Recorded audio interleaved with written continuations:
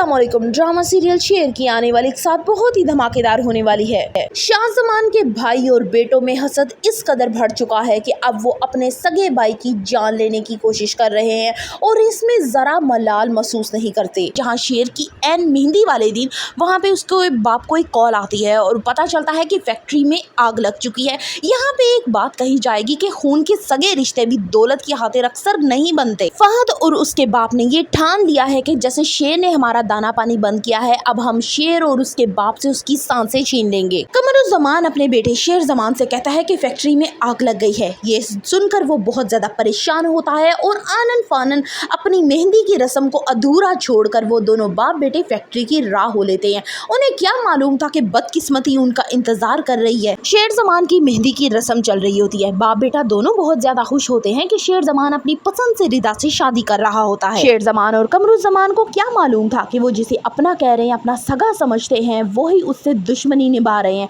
उनके कत्ल की प्लानिंग की जा रही है। एक्सीडेंट हो जाता है और इतना शदीद होता है कि पुलिस को वहां से सिर्फ एक डेड बॉडी मिलती है, दूसरी जो है वो जिंदा है, मर गया है, कुछ भी लापता होता है। अब यहाँ पे डॉक्टर्स के पास जब घर वाले आते हैं, उनको पता चलता है तो बहुत ही वावेला करता है शेर ज़मान का चचा कि मेरा जो है उसको यही लग रहा होता है कि शायद शेर ज़मान मर चुका है।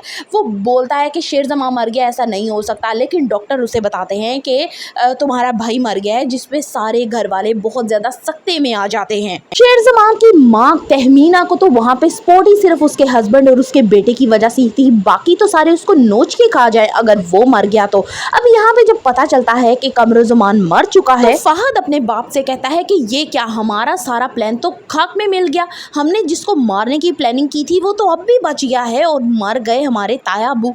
यहाँ फहद का बाप उसे तसल्ली देते हुए कहता है कि तुम परेशान मत हो, जो भी होता है अच्छे के लिए ही होता है। यहाँ आपको एक बात बताती चलूँ कि उस एक्सीडेंट में शेर ज़मान को ऐसी चोट दिमागी लग जाती है कि वो बहुत ज़्यादा जल्दी मेमोरी लॉस करने लग जाता है। शेर ज़मान का कड़ा वक्त शुरू हो चुका है क्योंकि अब उसके चचा इसी चीज़ का फ़ायदा उठाते हुए उसे पागल खाने भी भेज देंगे और ये भी हो सकता है कि वो उसे मरवाने की कोशिश पागल खाने में भी करें, उसको कोई डोज दे दें या कोई मारने भी उसे जाए।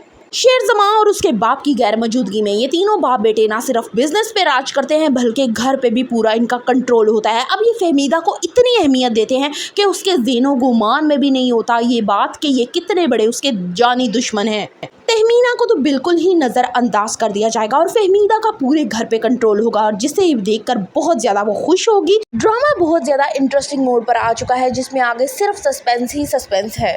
शेर ज़मान के कांधों पे अब भारी जिम्मेदारी पड़ चुकी है। अब उसे घर भी संभालना है, अपनों को संभालना है, माँ को देखना है, बाप के बिजनेस को देखना है, लेकिन उससे पहले ही वो बेचारा हो जाता है अपनों की साजिश की नजर। आइंदा आने वाली एक साथ बहुत ही धमाकेदार होने वाली है। So further reviews of share कर ली, subscribe my channel and like the video.